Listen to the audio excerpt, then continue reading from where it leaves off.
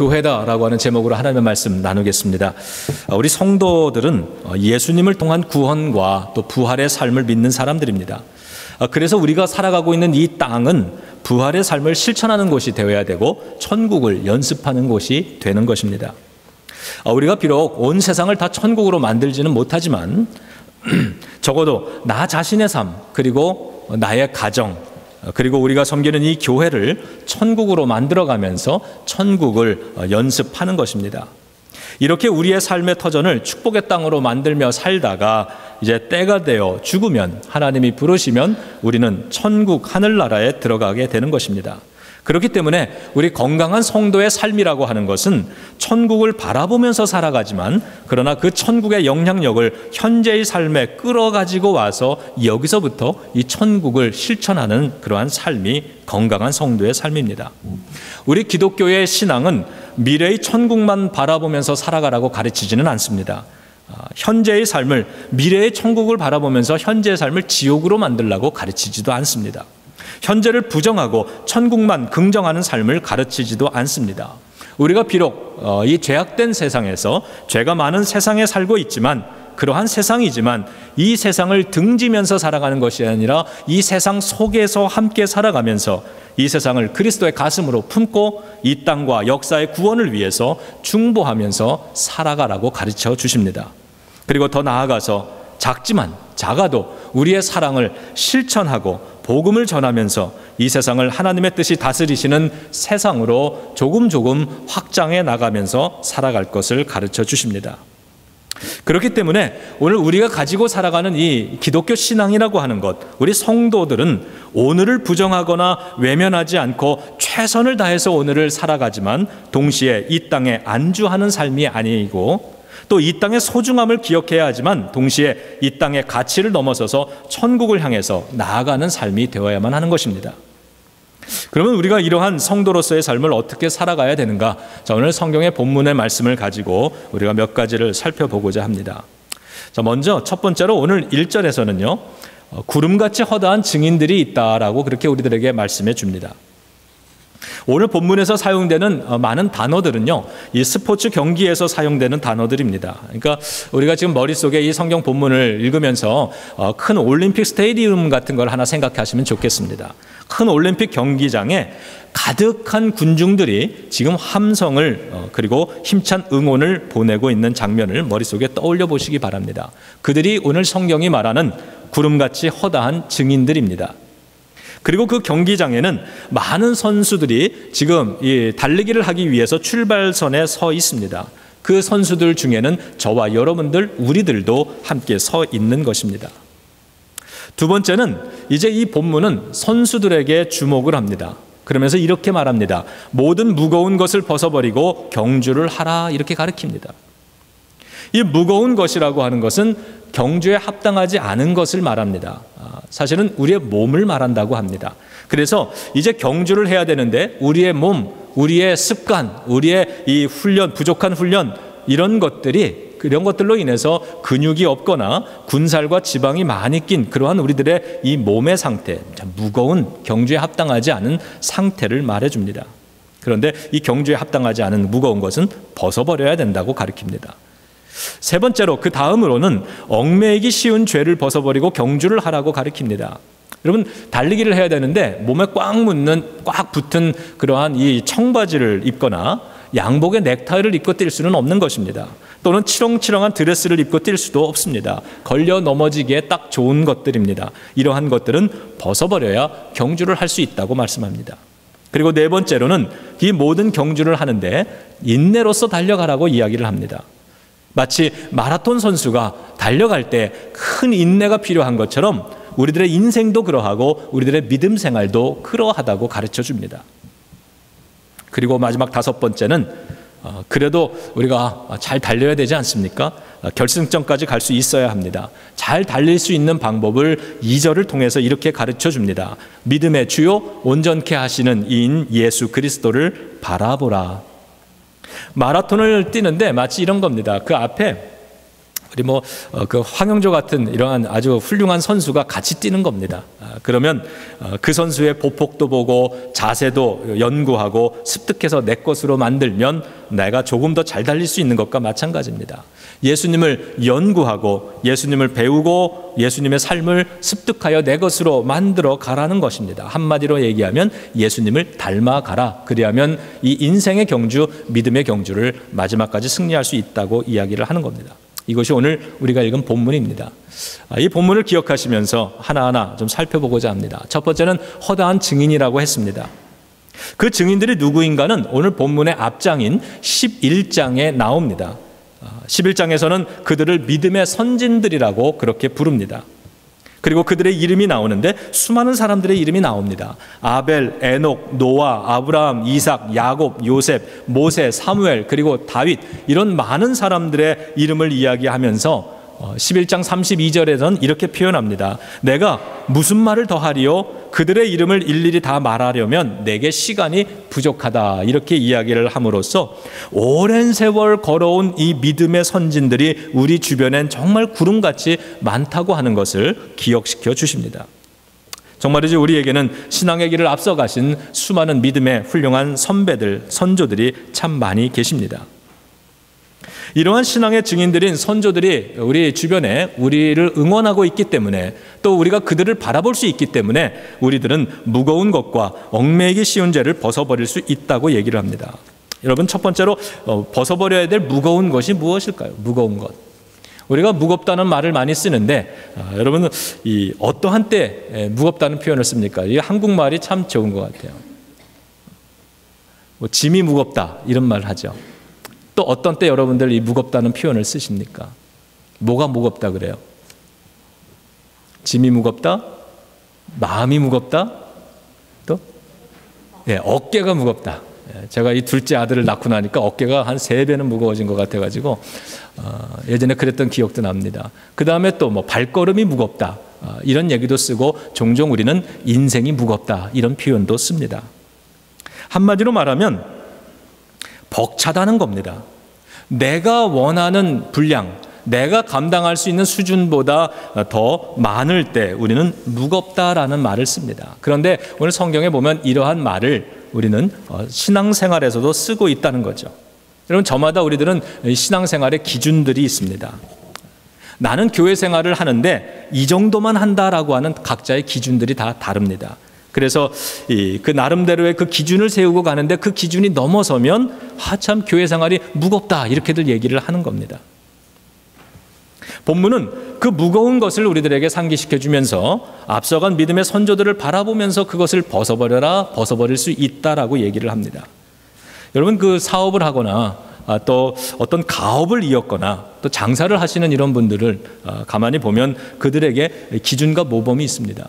제가 아주 오래전에 그 일본 선교사로 있을 때 그 일본 사람들을 보니까요, 조그만 구멍가게를 하더라도 집안 대대로 물려받는 그런 그 기업들이 있습니다. 그러면 거기는 3대째, 4대째, 100년, 200년 된 이러한 가게라는 이러한 자랑스러운 이런 팻말도 붙여놓고 그렇습니다. 그런 사람들이 자기 마음대로 이 경영을 하는 것이 아니라 조상 대대로 아버지, 할아버지 때부터 내려오던 그러한 경영의 원칙을 준수하면서 그 안에서 그들이 그 장사를 하는 것을 보게 됩니다. 이런 것이 바로 그들의 나름대로의 기준이라는 겁니다. 저도 3대에 걸쳐서 목회를 하고 있습니다. 제 마음속에는 할아버지 목사님이 계시고 저희 아버지 목사님이 계십니다. 그리고 집안에 여러 어른 목사님들이 계시는데 그분들이 해오셨던 그런 목회의 좋은 전통들을 생각하면서 목회할 수밖에 없습니다. 제가 처음 29살에 이 목사가 돼서 이 목회를 시작을 했는데 그때는 저에게 새벽 기도가 참 무거웠습니다. 젊은 나이에 무엇보다도 아침잠이 참 많은 나에게 새벽에 일어나야 된다는 것은 참으로 큰 고역이었습니다. 그리고 또 교회에 나오면 이 목도 다 잠겨 있는데 찬송가를 부르는 것도 힘들었고 무릎 꿇고 기도하는 것도 발이 저려서 참 힘들었습니다. 더군다나 이 기도를 오래 한다는 것, 길게 한다는 것도 저에게는 참으로 부담스럽고 무거운 일이었습니다. 내 입장에서 어떤 일들은 이렇게 무거운 것으로 다가올 때가 있습니다. 그런데 무거우면 내려놓으면 되는 겁니다. 안 하면 되는 겁니다. 우리는 쉽게 그렇게 생각을 합니다. 제가 신학교 다닐 때 우리 친구들끼리 모이면 늘 농담처럼 하는 게 있었는데, 우리가 목회를 하면 새벽기도 없는 교회를 한번 해보자, 뭐 이런 얘기도 했습니다. 무겁다는 겁니다. 무거우니까 살짝 내려놓고 가면 되는 거, 안 하면 되는 거죠. 그런데 내 생각만 가지고 보면 무거워서 안 하면 되지만, 그러나 그때에 눈을 들어서 내 주변에 있는 많은 믿음의 선조들을 보는 겁니다. 우리 부모님의 목회를 기준으로 삼고 생각해 보면 우리의 훌륭한 선배 목사님들은 다 그렇게 목회를 해오신 거예요. 모든 훌륭한 목사님들은 새벽 기도를 생명같이 여기면서 비가 오나 눈이 오나 저 십자가 밑에 엎드려 기도하시던 분들이었기 때문에 그분들을 보면서 오늘 나는 새벽의 자리를 지켜나가는 겁니다. 그러다가 보면 나도 기도의 능력도 받는 것이고, 삶의 중요한 선택을 하나님의 지혜로 기도하면서 판단하게 되고 여러모로 큰 유익을 겪게 되죠. 저는 이 새벽마다 여기에 엎드려서 우리 가족들, 자녀들을 위해서 특별히 많은 기도를 합니다. 하나님이 아이들 위대한 아주 훌륭한 삶을, 부끄럽지 않은 삶 살게 해달라고, 이렇게 우리의 가족들을 위해서 기도하고 또 성도 여러분들을 위해서 기도할 수 있는 것, 그거는 바로 이 새벽 기도에서만 제가 누리는 특권이기도 합니다. 나에게는 무겁지만, 여러분에게는 무거운 것들이지만, 그러나 나만 생각하면 그냥 벗어놓고 가면, 내려놓고 가면 되는 거지만, 포기하고 가면 되는 거지만, 오늘 그러지 않는 앞서간 믿음의 선조들을 바라보면서 그 무거운 것을 내가 포기하는 것이 아니라 그것을 내가 무거운 짐, 이러한 무게감을 내려놓고 그것을 감당하면서 달려나갈 수 있는 믿음의 경주가 있다는 것입니다. 여러분, 이번에 우리가 선교 바자회를 했습니다. 우리가 매년 1년에 2번씩 아주 오랫동안 해오던 것이라서 제가 그냥 크게 이렇게 부담감을 안 가졌습니다. 늘 잘해 오셨으니까 뭐 지금 잘 되고 있을 거라 생각하고 제가 신경을 많이 못 써드린 부분들이 있었는데, 이번에도 이렇게 보니까 밤늦게 이렇게 많은 분들이 나오셔서 이렇게 하고 가시고 그러는데, 어떤 일들은 가만히 보니까 밤늦게 혼자서 감당하시는 분들이 계시더라고요. 이 얘기를 들어보면 너무너무 힘들다고 얘기를 합니다. 여러분, 저도 이 교회를 가끔 이제 주중에 있으면 이것저것을 합니다만, 저도 그럴 때가 있습니다. 혼자 하는 것보다는 옆에 같이 해주는 사람이 있으면 훨씬 수월합니다. 이 짐을, 이게 상을 옮길 때도 혼자 옮기면 참 힘듭니다. 이럴 때는 누가 좀 한 사람 있으면 좋겠다, 이런 생각을 하죠. 그런데 가만히 보면은요, 우리 교회에 혼자 하시는 분들이 참 많습니다. 일요일 날 새벽에 나오셔서 이 청소를 혼자 하시는 분도 계시고요. 그리고 잔디를 혼자 깎으시는 우리 집사님도 계십니다.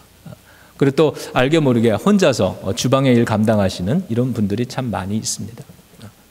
내가 혼자 한다고 생각돼서 어려울 때에 주변을 둘러보는 겁니다. 그러면 나 혼자 하는 이것이 억울한 사역이 아니라, 그래, 내가 함께 도와주지 못하는 그때에 저분은 혼자서 교회를 청소하고 있었어, 이런 마음을 생각해 보면 또 용기도 나는 거죠.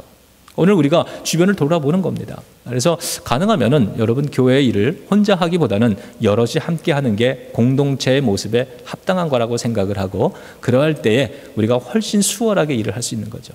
길게 보면 신앙생활도 그렇습니다. 나 혼자 하는 게 아니죠. 나 혼자 억울한 게 아닌 겁니다. 나 혼자 희생하는 게 아니라는 겁니다. 수많은 믿음의 사람들이 그 길을 나보다 더 헌신하면서, 나보다 더 열심히 이 일을 감당해 나갔던, 묵묵히 감당해 나갔던 수많은 믿음의 선조들이 있었다는 것이고, 내가 어렵고 힘들게 느껴질 때, 여러분들에게 맡겨진 이 사역이 참 무겁게 느껴질 때, 그러한 분들을 떠올려 보면서 우리가 다시 힘과 용기를 얻어 달려나갈 수 있다는 것입니다.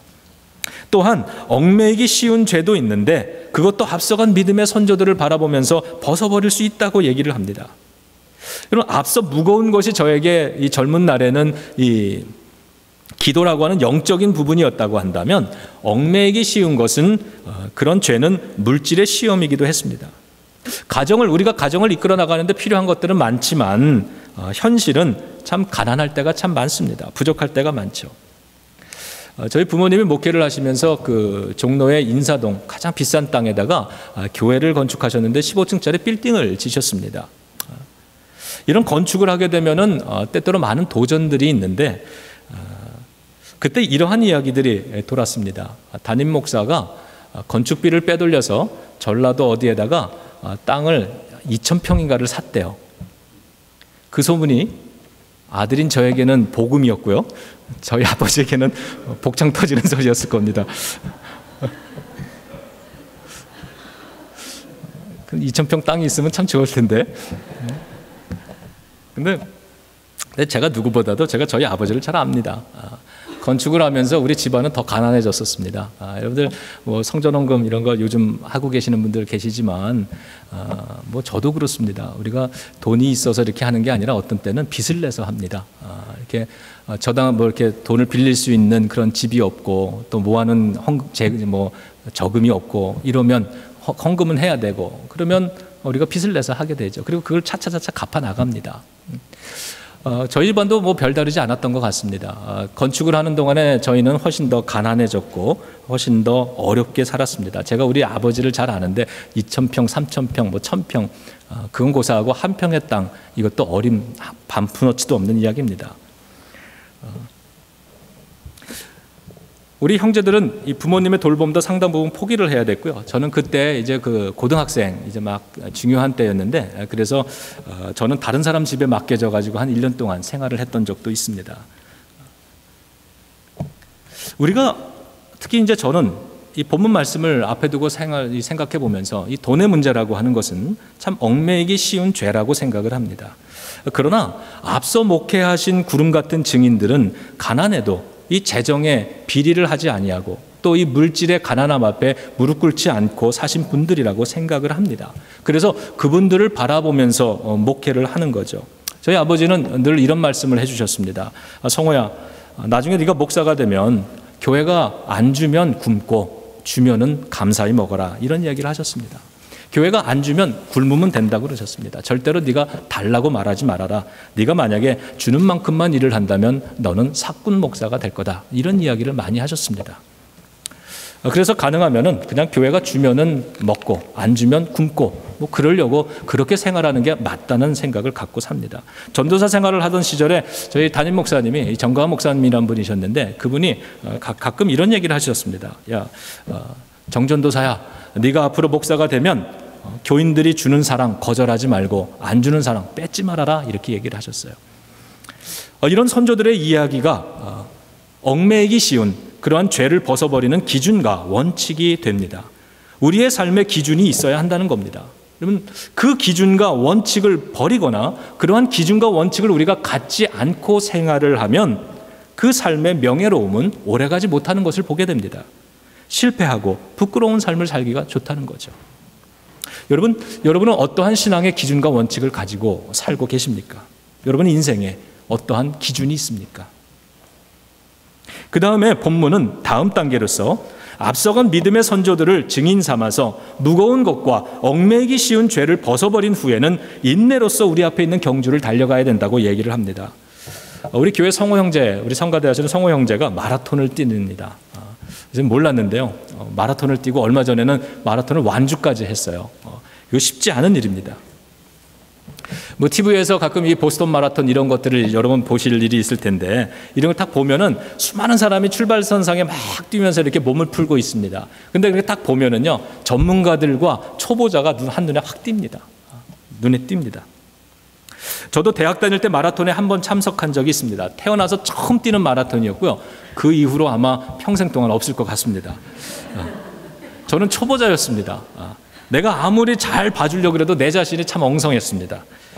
그런데 다른 선수들, 어떤 선수들은 달랐어요. 포스가 다릅니다. 그리고 뛰는 자세부터가 다르고요. 보폭도 다르고 표정도, 어깨도, 등도 다 다릅니다. 여러분, 누구도 처음부터 선수처럼 뛰지는 못합니다.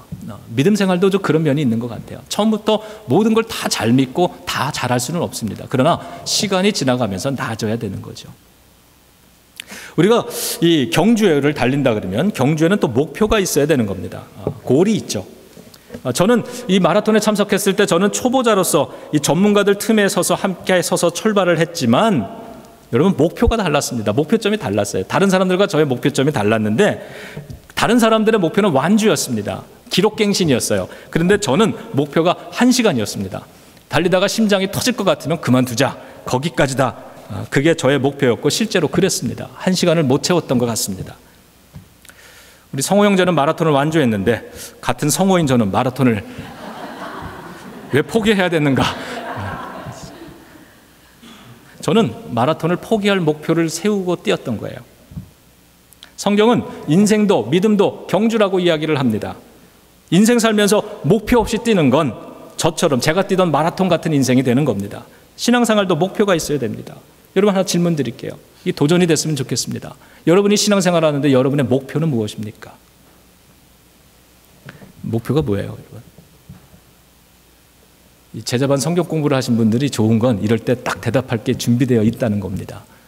자, 그 목표는 히브리서 12장 2절에서 찾을 수 있는데 이렇게 얘기합니다. 믿음의 주요 온전케 하시는 예수 그리스도를 바라보자. 다시 말하면 예수님을 닮아가는 것이라는 겁니다.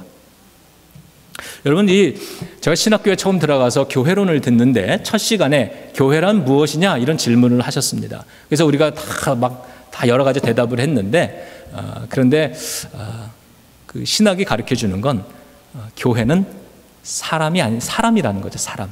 교회는 건물도 아니고 이름도 아니고 교단도 아니고 교회는 엄밀히 따지면 에클레시아, 하나님을 믿고 예수 그리스도를 구주로 고백하는 사람들의 모임, 사람들이 곧 교회가 되는 겁니다. 성경도 이 교회의 머리는 예수님이라 그러셨습니다. 이 말은 이 교회는 예수님의 몸이라는 겁니다.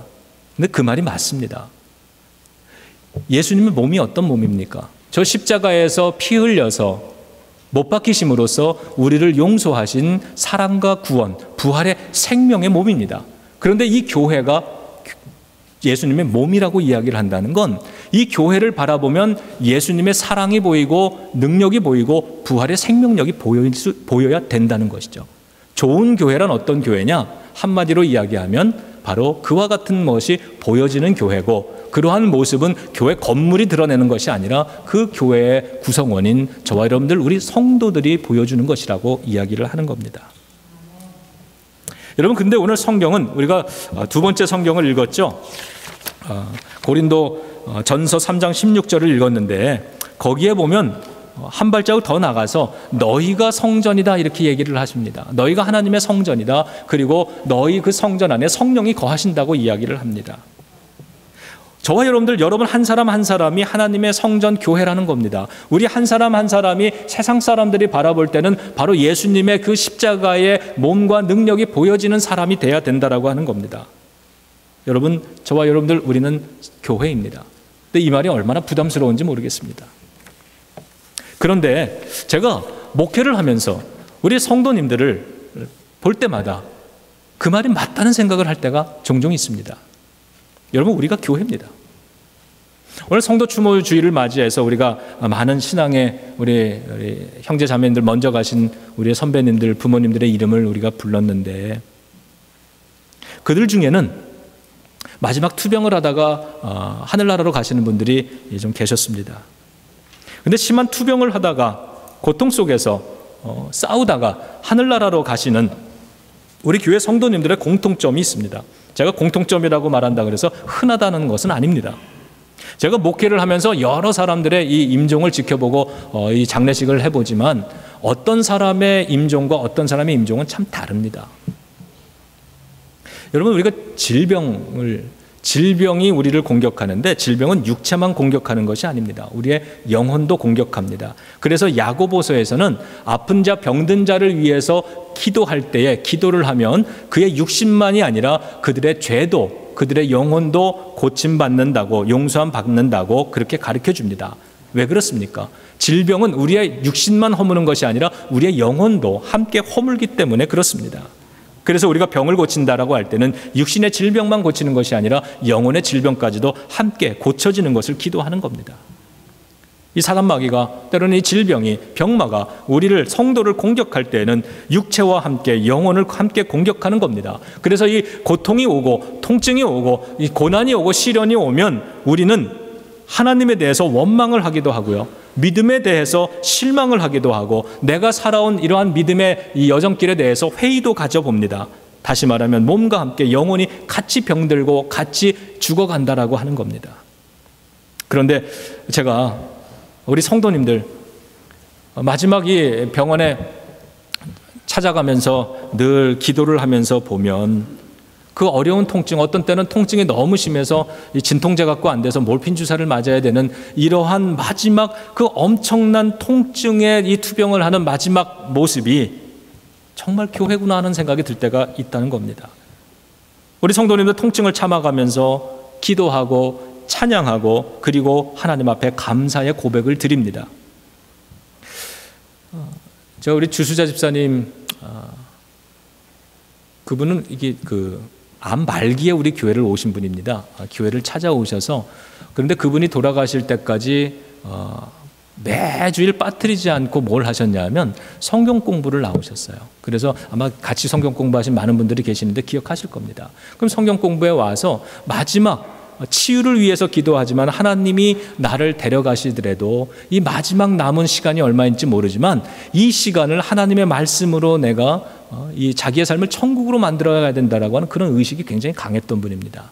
굉장히 어떤 때는 고통스러워서 뭐 말도 할 수 없이 어렵지만 교회를 오셔서 같이 성경 공부를 하셨어요. 몇 년을 하셨죠.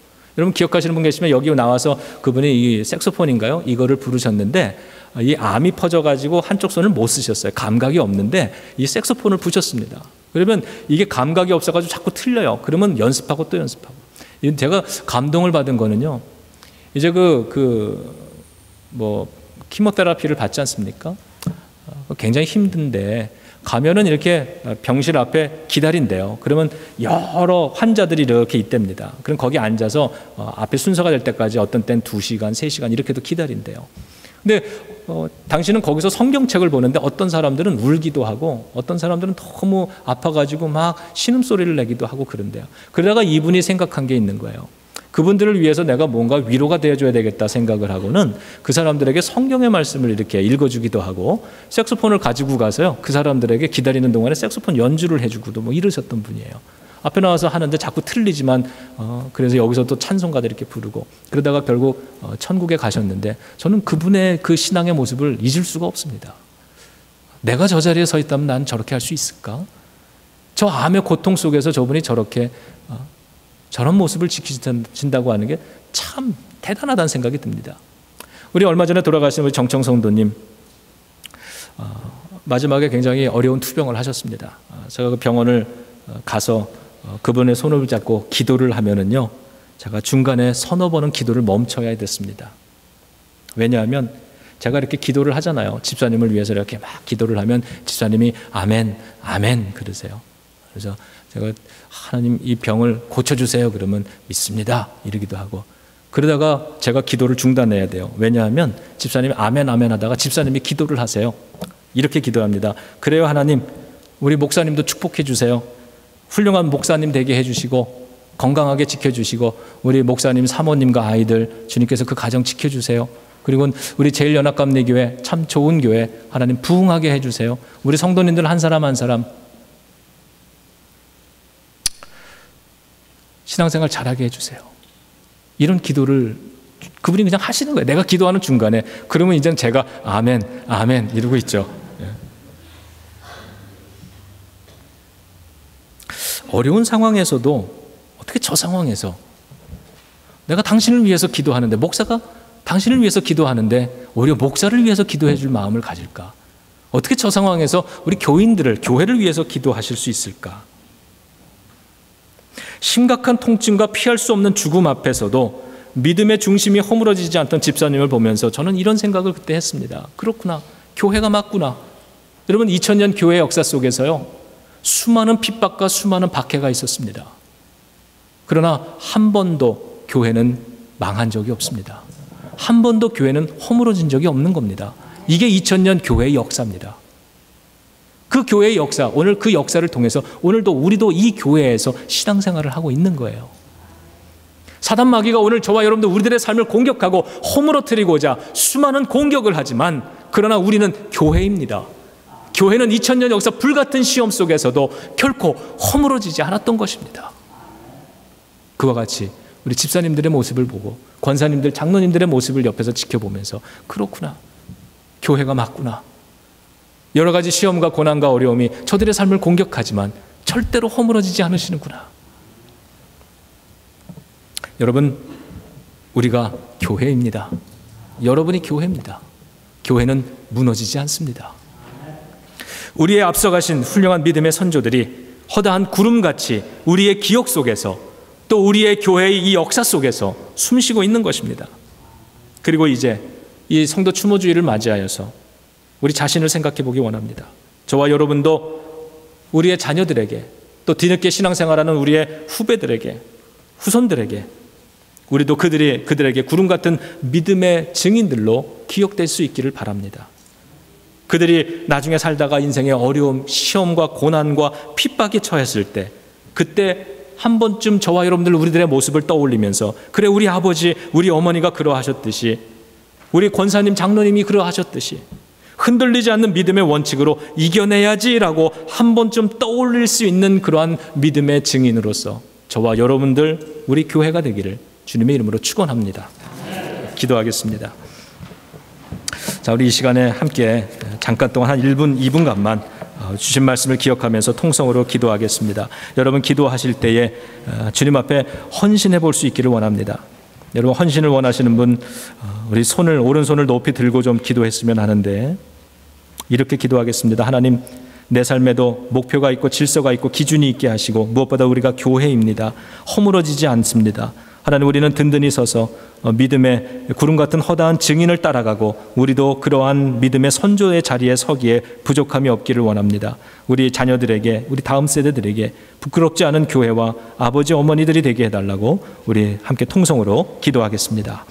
할렐루야. 거룩하신 아버지 하나님, 이제 저희들 결단하는 마음으로 하나님 이 손을 높이 들고 기도합니다. 주님이 오른손을 붙들어 주시옵소서. 이 손을 붙잡아 주시고 이 손에 믿음의 능력을 주시고 아버지 하나님, 오늘 말씀을 기억해 봅니다. 하나님, 우리에게 많은 신앙의 선조들을 주신 것 감사합니다. 아버지, 가장 어려운 순간에 기도를 붙들고 믿음을 붙들고 예배를 붙들고 승리를 하면서 살아갔던 사람들입니다. 하나님, 오늘 내가 우리 혼자서 이 교회의 일을 감당하는 것 같고 혼자 믿음의 길을 감당하는 것 같을지라도 눈을 들어서 그 길을 앞서서 나보다 더 헌신하며 더 열심으로 하나님 섬겨나갔던 수많은 믿음의 조상들이 있는 것을 기억해 봅니다. 아버지 하나님, 이길 수 있기를 원합니다. 그리고 오늘 우리들도 아버지, 우리의 자손들에게, 우리의 자녀들에게 그렇게 부끄럽지 않은 신앙인으로서 살아가고자 하나님 이 손을 높이 듭니다. 이 결단을 세웁니다. 아버지 하나님, 이 손이 기도의 손으로, 예배의 손으로, 말씀의 손으로, 아버지 섬김의 손으로 이렇게 우뚝 세워지기를 원합니다. 이 손들을 붙들어 주시옵소서. 이 손을 붙잡아 주시옵소서. 하나님, 우리의 자녀들에게